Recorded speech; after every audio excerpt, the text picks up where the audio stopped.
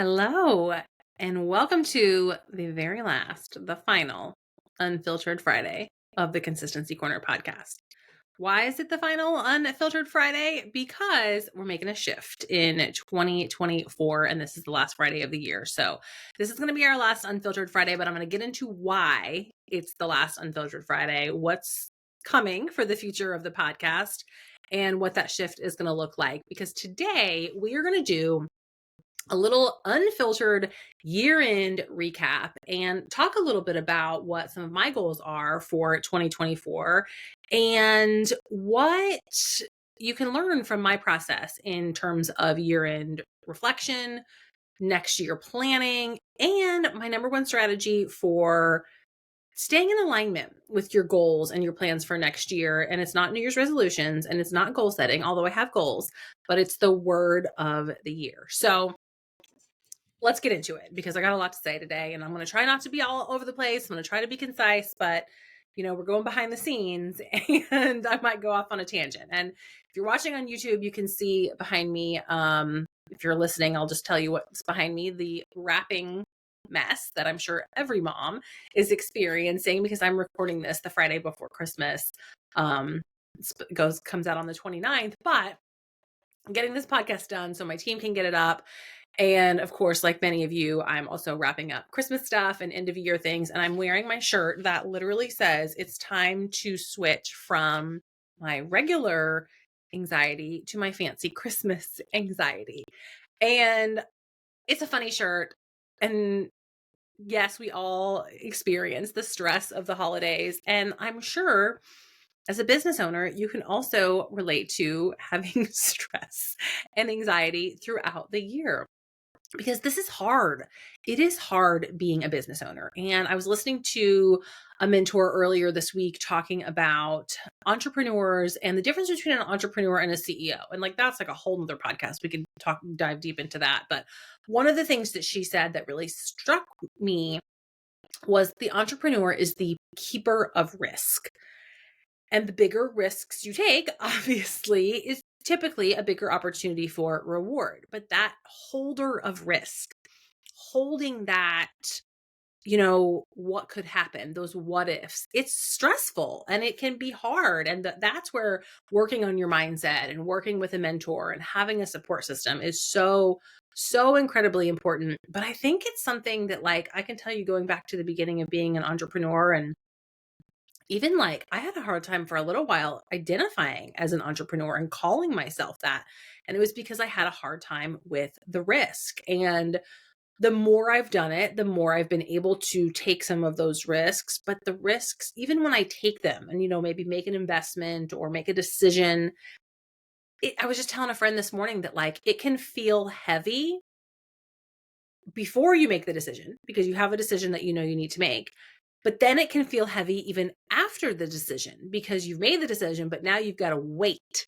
You've got to be patient to see if that risk or that decision is going to pay off. And you've got to release because you can't control the outcome. You can do the work, you can take the action, but you have to give it time and you have to let the universe respond and let the work and do the work to let it work. But you're still carrying that risk because even though you've made the decision, you haven't got the results yet. And so that's something that in my personal and professional development journey this year, I've really just kind of uncovered and learned a little bit more of that, maybe I wasn't quite feeling so much when I was side hustling or even in 2022 when I had stepped into entrepreneurship full time, but I was quickly getting a lot of clients and matching my corporate income, that the heaviness and the risk, I wasn't feeling as much because I wasn't failing.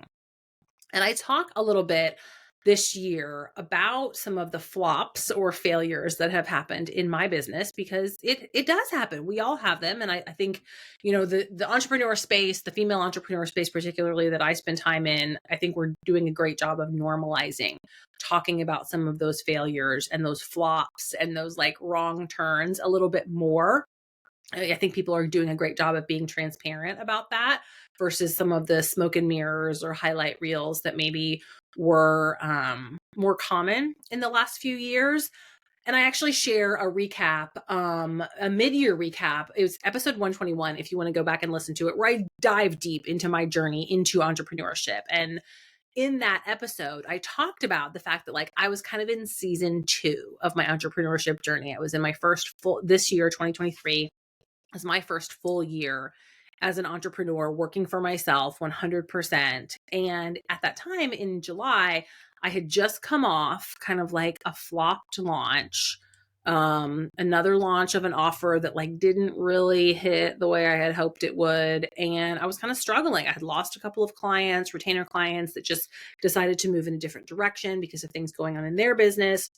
And I was really feeling it. And I was really like, okay, we're in season 2. Like, let's maybe call it the sophomore slump. And I'm ready for the season 3 glow up. Like when we push through and we renew into season 3 and we're going to get there.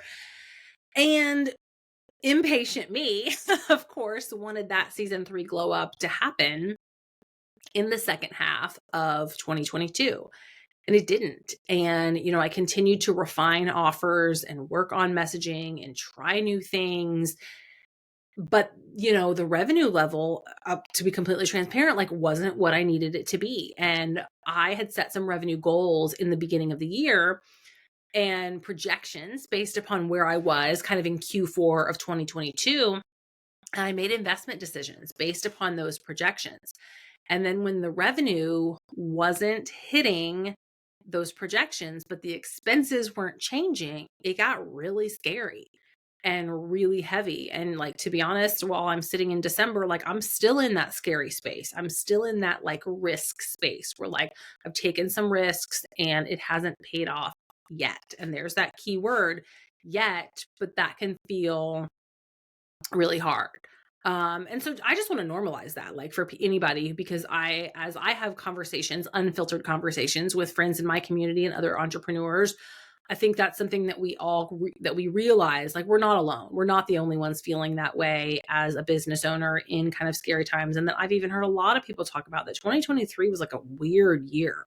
And revenue was down for a lot of people, and it was harder to find clients, and clients are taking significantly longer to make decisions and say yes. So things that we've maybe done in the past, even that worked, they might still be working, but they take a lot longer. And that's a hard, scary feeling when you've got, revenue goals and projections that you need to hit in order to pay those expenses.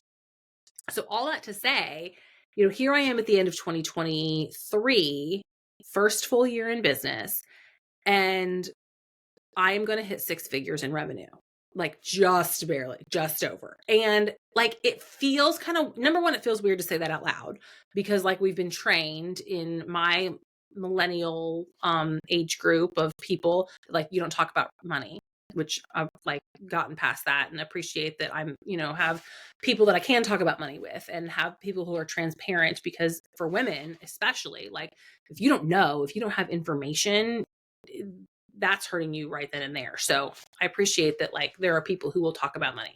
And so I'll talk about money. I just hit 6 figures.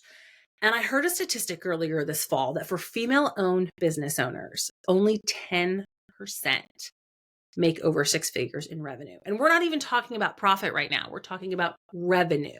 So only 10% of female owned businesses make over 6 figures in revenue. And the fact that I hit that in my first calendar year of business, I should celebrate. I should be really freaking proud of myself. But guess what? It's hard to be proud of yourself, especially when you didn't actually hit the goals that you set out to hit. And even having hit 6 figures of revenue, because of the investment decisions that I had made and the expenses that I took on, I feel like I don't have any money. And so to be like, oh, I hit 6 figures, but I still feel broke, like that doesn't feel good. And so it doesn't feel good to celebrate this milestone of, being in the top 10% of female owned businesses in your first year of business. And like, let's be honest, the fact that I'm profitable in my first year of business is not common. Like that's not common. And I don't have the exact statistic. Like I could Google it, but I haven't. But just knowing from having conversations with people and research that like, a lot of times businesses, especially larger businesses that have scaled or do scale, run unprofitable for the first few years, and then they make it back after that. So I am trying to celebrate the fact that I did hit that six figures in revenue. But then as I reflect on what does that look like? What does that mean in terms of projections for 2024? There's a lot of data there. And one of the things that I've done in this past week is do a lot of reflection and looking at data from 2023. And one of my mentors, Jordan Shonda King, actually hosted a full day annual planning retreat. And she's got another one in January that I will link in the show notes, because if you need some accountability and a guide to do some of this reflection and planning, her workshop was hands down fantastic. I'm actually going to do it again in January. And so I'll link it in the show notes if you'd like to join me. But one of the things that I was looking at when I was looking at revenue month over month was that A, it was very inconsistent, and B, it was a lot higher in the first half of the year, which led me to that kind of realization of you feel like you don't have any money because you made expense projections and spending projections based upon the revenue in Q1. And then that revenue trend didn't continue. And so it's made me think differently as a business owner in terms of expense planning for next year, right? What are kind of my bare minimums? What are my, if I have the revenue, I can invest in these extra things. I need to build a cash reserve. Full transparency, I have no savings in my business. And I've worked with some financial coaches and different mentors in kind of the CFO space. And that's embarrassing to say I don't have a cash reserve. And so that's a goal for this year. But it's okay, that's a goal. Well, how do you get there? Because when you sit back and you really reflect on your sales, a lot of that goes back to your offers. And, I want to talk about this because from a marketer perspective, or a director of marketing who helps clients with this, your marketing can be great, but if you don't have an offer that actually meets your client's needs, or an offer that has been positioned with messaging that connects with those right clients, the marketing plan in and of itself isn't the problem. The plan is the offer. And so it's even kind of like a chicken or egg thing of okay, well, if you're not hitting the sales goals you want to, you got to kind of ask yourself well, is it the offer or is it the marketing? And so as I've planned and looked at next year, one of the things that I've done is doing those kind of revenue projections based on my offer suite. And then really looking at my offer suite and getting super, super clear on what are the offers that I'm selling and who is the ideal client that each offer is for, and getting very granular on that. And then when I go back and look at kind of the future plans and compare that to the second half of 2023, I can easily see that, and hindsight is 2020, but I can easily see that my messaging was very muddled in the second half of the year. My offer suite was unclear in the second half of the year in terms of who am I serving. I was throwing spaghetti at the wall, guys, which sometimes you have to do to figure out what sticks. But then once you get clear, instead of throwing spaghetti at the wall, we can get more intentional. And we can get more focused. And with that focus and that intention, we can be more strategic and see the strategy actually work versus just hope and pray, because hope is not a strategy, to be completely honest. So recap 2023, looked at my offer suite, looked at my offers for 2024 and said, okay, I tried retainer services done for you one-on-one, done. I'm doing that right now. I need to do more of that because guess what? That's the highest revenue bucket. And so if we're really going to look at building the business and growing a team, which is one of my goals for the business and one of my, kind of missions or my vision for the brand, is to be able to bring on a team and give women, other moms, flexible working opportunities and opportunities to work in their zone of genius, but not have to do the corporate grind. But anyway, regardless, you need funds to bring on a team. Well, what's going to bring on funds, bring in revenue and funds? The retainer packages, because they're my highest ticket packages. And what did I do the second half of 2023? Didn't sell them, didn't focus on them at all. because I got scared because I lost some clients. And so again, that risk popped up. And so now when I look at what happened in the second half of the year, it's like, well, of course you weren't hitting the revenue that you wanted to hit. You weren't selling the packages that actually bring you the most revenue. So now the goal, the plan, just like sharing where I'm at, is to really focus on those retainer packages where I serve as one of my my client's director of marketing. Small business doesn't have an in-house marketing department, but the CEO like cannot wear the marketing hat any longer because they've just got way too much on their plate in terms of serving clients and managing a team and a company. I can come in and be that lead marketer and be your director of marketing and help make those decisions around marketing and weigh out like, what are we going to focus on? What are we going to prioritize? And then my team can be your content implementers or that company's content implementers. And we'll do social media, email marketing, and long form content, kind of those three foundational content containers and content platforms for your business. And so right now, like as we sit here in December, you can apply for that package and get on a sales call with me today. I've already got that package on my website. But guess what? Like I said, I haven't sold any of them. So what does that mean? Well, that means number one, I've been doing a lot of work on who is the ideal client, who is the companies or the brands or the types of businesses that I can best serve. And not only who is the company and the brand and the type of business, but who's the decision maker and what are the problems that they're facing and how can this offer that I have, that the Consistency Corner has, solve those problems. And so with all of that kind of behind the scenes work that I'm doing, I've also invested in support from a copywriter. And this is a copywriter who is a StoryBrand certified copywriter who I admire and have actually had on the podcast. Her name is Chris Jones.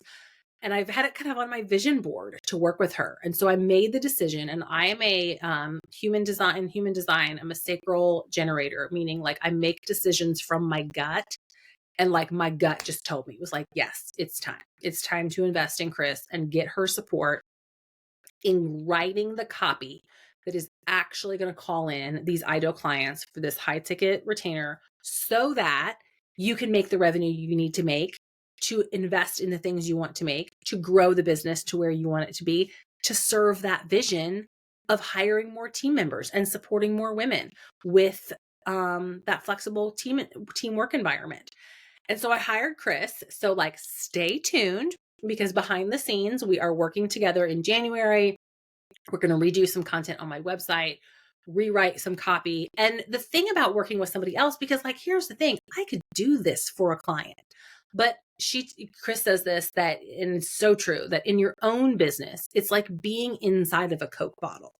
And so what you see is distorted, and it takes another person outside the Coke bottle, outside the business, to truly see it clearly. And so she and I are going to work together on seeing that offer, that ideal client, that problem that we solve, that way that I can connect with that ideal client and support them in their mission, vision, and values.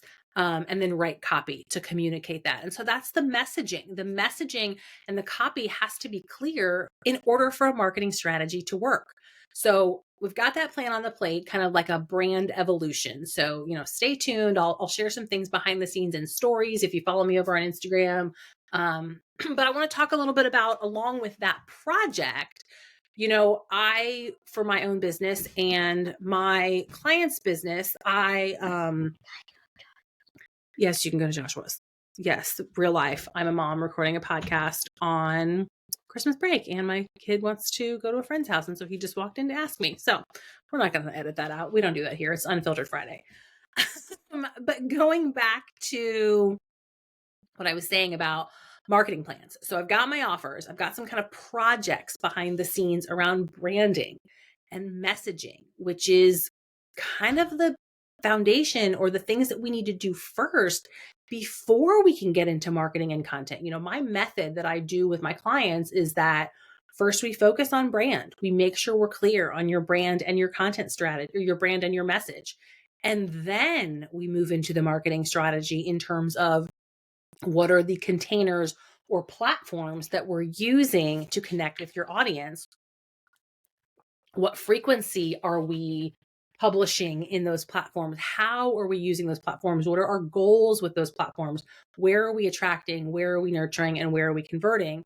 And then we create a content plan. So, what I did this morning, I sat down and I really mapped out on paper what is my marketing strategy for Q1, and in terms of like, where am I attracting, where am I nurturing, where am I converting?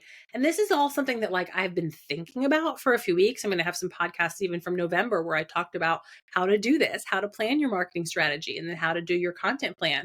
But I hadn't actually done it for myself and put it on paper. So today I sat down and mapped out, okay, in Q1, where am I attracting new eyes on my business? Well, I'm participating in some bundles and summits. I've already got those on the calendar. I did an SEO strategy session with a friend of mine who's an SEO expert, and we did some keyword research. And so I'm mapping out a content strategy based on those keywords so that when people are searching on Google, because that's what humans do, like 97% of the population uses Google. When my ideal client is searching on Google, I'm going to have content that is built around these specific keywords. So then people will be discovering me based upon that. I've already done some work around SEO with my 9 grid offers.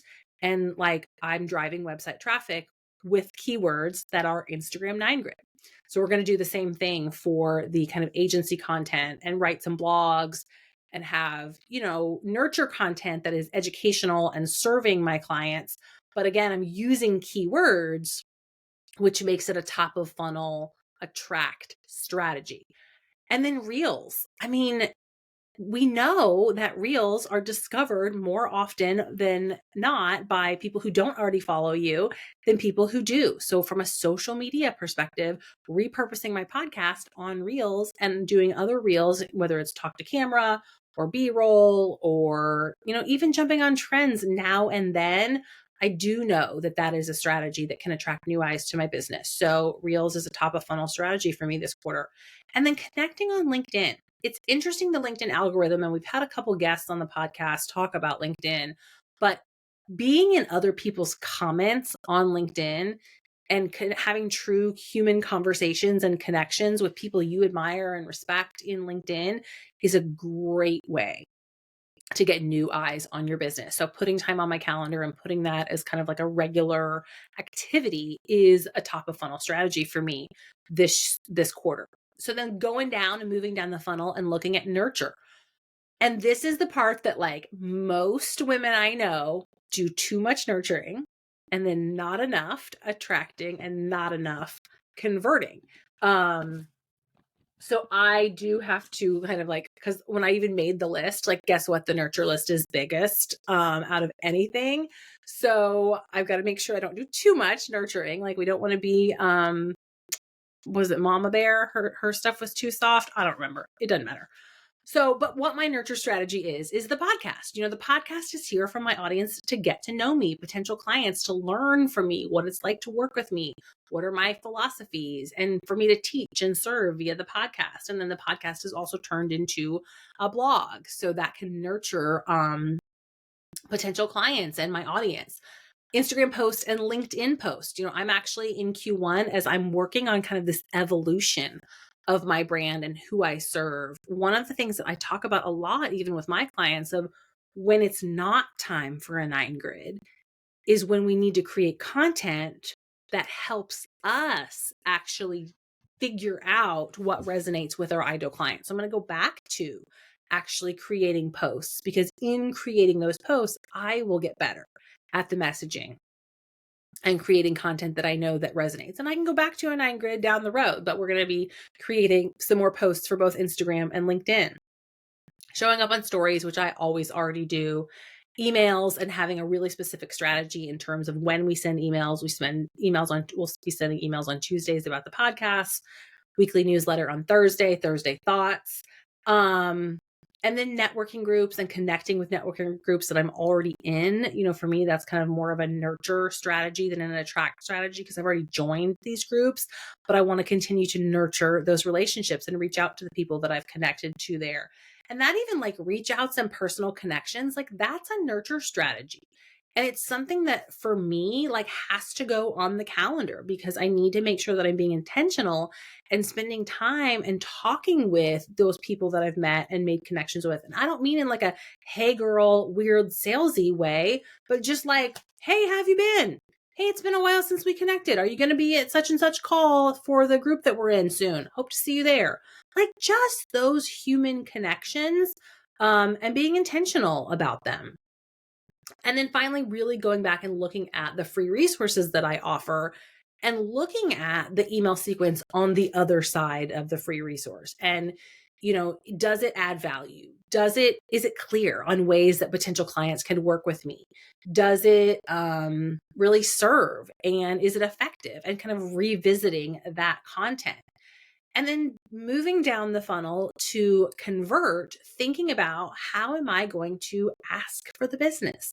How am I going to ask for the sale? And like even sitting here looking at my list, I'm like, Ruthie, maybe we need to do a little bit more work on your convert strategies. Because, one of them is my affiliate program, which is kind of relies on other people. Another one is to be, selling in my stories and talking about my offers and sharing links to my offers. One of my convert strategies is sales emails in my email sequences.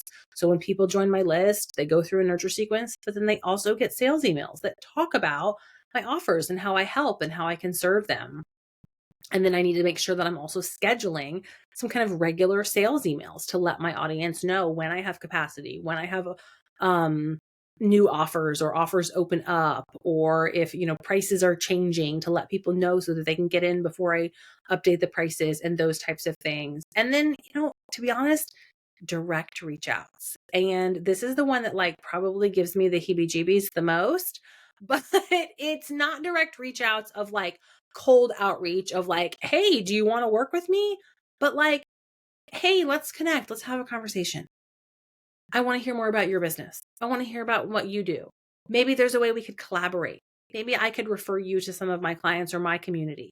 And then you hear about my business and maybe down the road you decide you want to work with me. That's where direct reach outs can make a big difference. And one of the things that I did in the year-end planning retreat and recap was go back and look at my current clients and how I found these clients. And like 80, if not 90% of my clients in 2023 came from personal connections or referrals from personal connections. And so it's that maintaining relationships with people I actually know. And, a lot of my clients go through that same thing where the bulk of their business is coming from referrals. And so what they'll sometimes say to me is like, well, why do I need content? Why do I need to do all this other stuff if I'm getting my business from just referrals? Well, because people are referring you, and then that person is going to go look you up on the internet and is going to check out your content. So maybe the content isn't how they found you, but it's how you nurture the relationship with them. It's how they make the decision to book that call, to reach out, to fill out your form, to do whatever. And so that's where the content really makes a huge difference is in the middle and the bottom of the funnel. And then having strategies again for that top of funnel attract and having strategies that are not just referrals, because the referrals could dry up. Your warm network, you could like use it all and then it starts to run out. And eventually you get to a point that you want to scale and keep growing.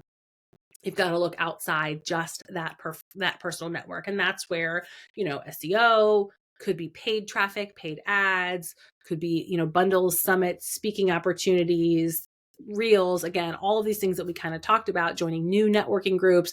Those can be some of the strategies that you can use. But like that's here nor there. I just wanted to kind of share with you guys where my head was at on my own personal funnel or marketing funnel strategy for Q1 and what I'm digging into. And then as I look at all of those kind of activities, now it's time to like break it down into projects. How long is this going to take me? When am I going to do it? How am I going to make this happen? What is my team going to help support?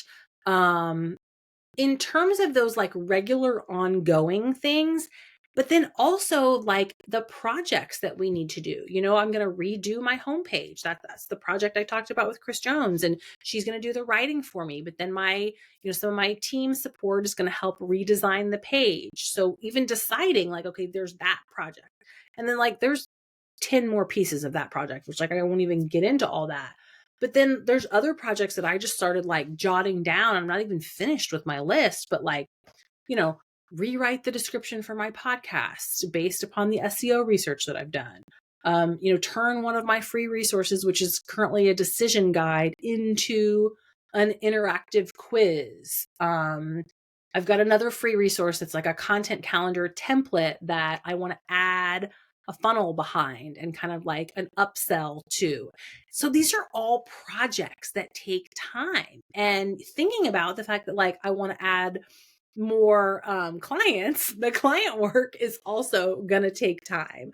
So one of the things that I'm doing this week and next week in between the holidays is really mapping out these projects and thinking about who's going to do them, how long are they going to take, what are the milestones that I need to set in terms of like goals and dates and things like that, and knowing full well that I regularly underestimate how long things take and overestimate how much I can accomplish. So I gotta like be really mindful of that.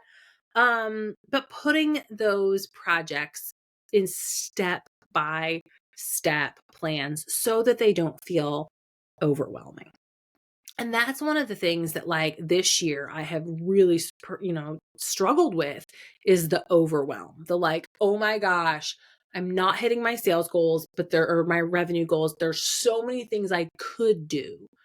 What do I actually work on? How do I trust myself to know what to work on?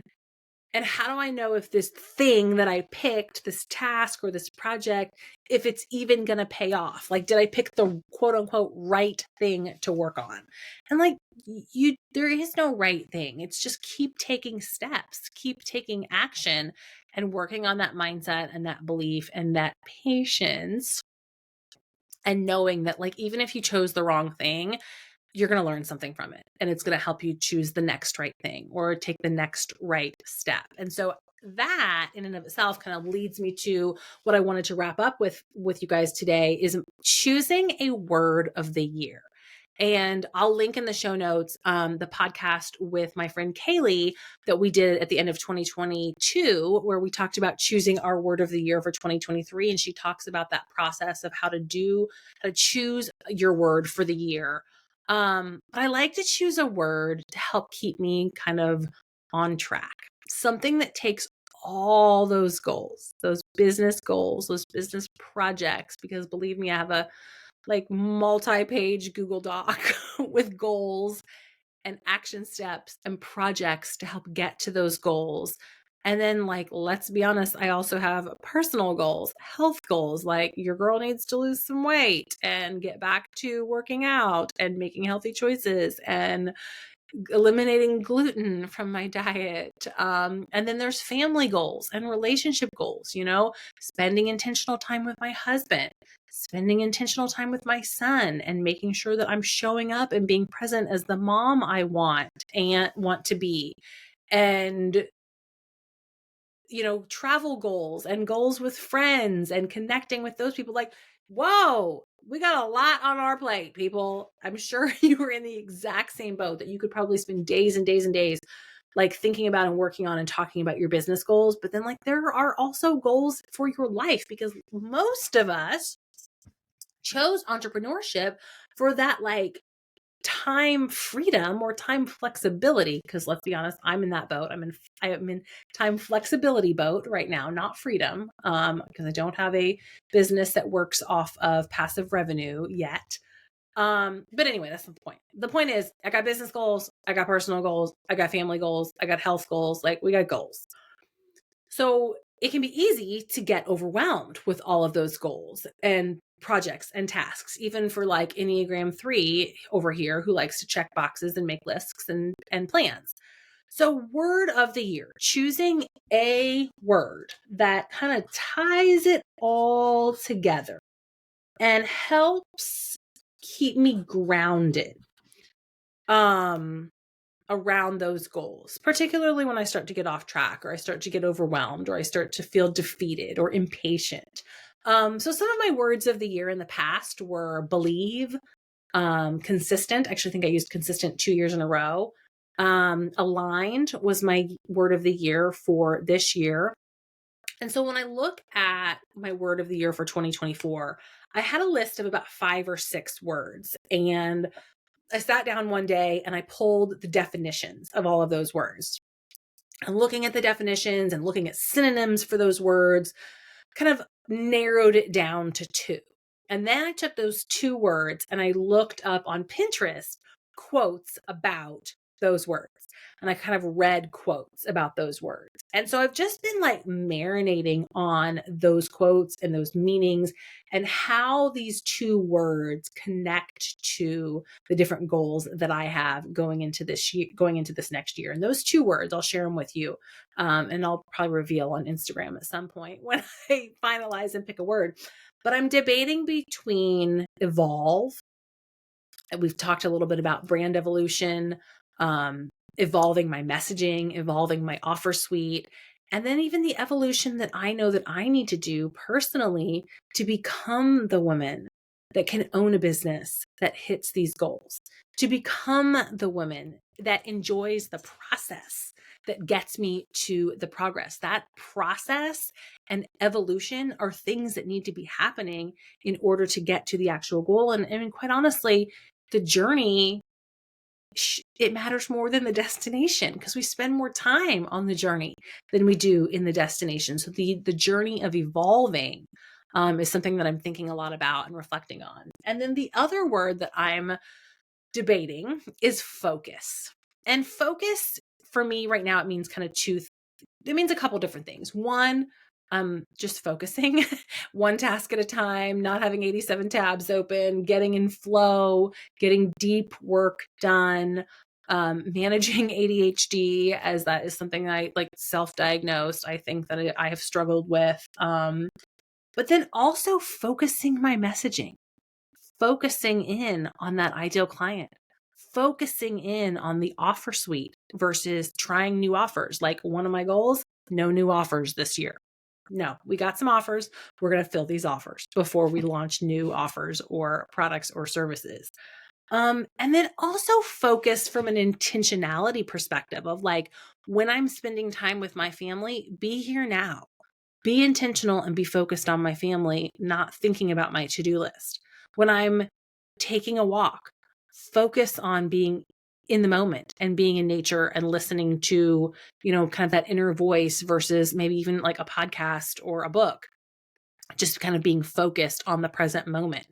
And then focusing like my energy. And I think that goes back to like your intentionality, but like having focused energy and taking care of myself from a health point of view so that I have the energy to do all the other things to achieve all the other goals. So those are the 2 words that I'm going after right now, or debating between focus and evolve. And I'll share when I'm ready. I think my gut will kind of guide me. And that's kind of how this last few months have shaken out as I've debated things and thought about things and reflected on things.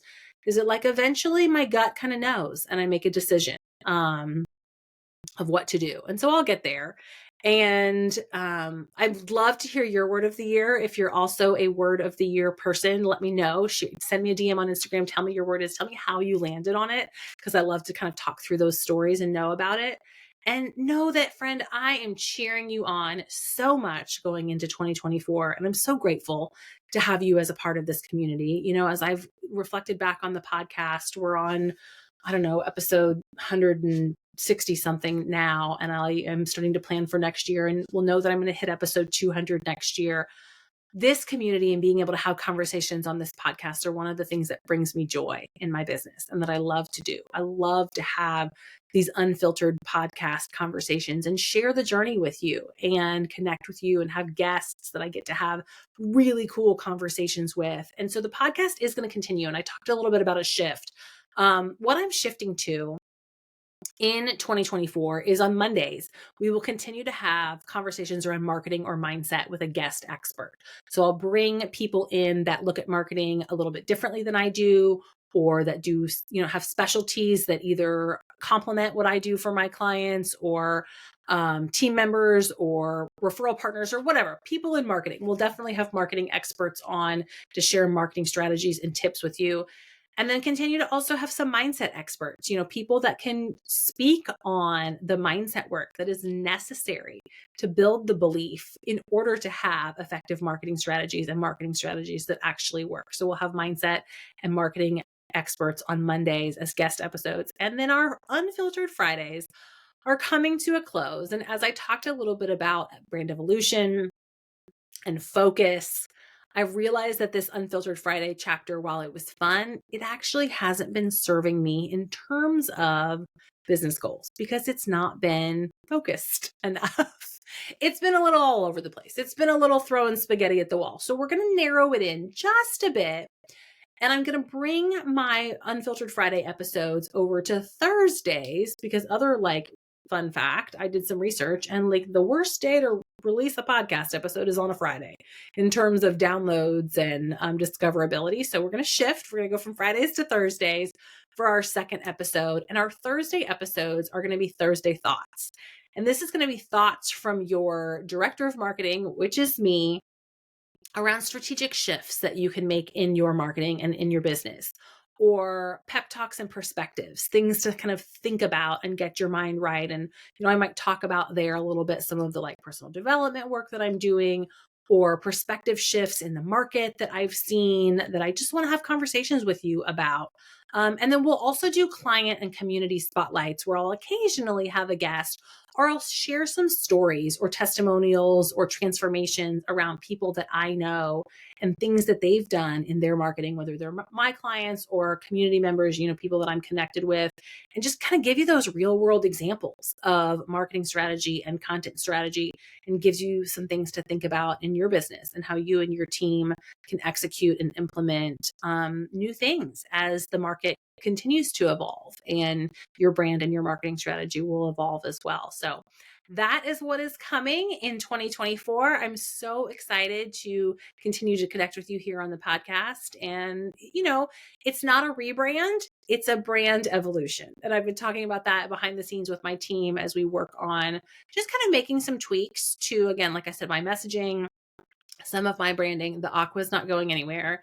The pink's not going anywhere, but we're going to make the season 3 glow up happen. That was on my vision board for this year and we're making it happen. So I'm excited to go into the new year with you. Happy New Year. Happy 2024. I hope you had a wonderful holiday season and come over and see me on Instagram and let me know your word of the year. So thanks, friends. I'll see you in 2024.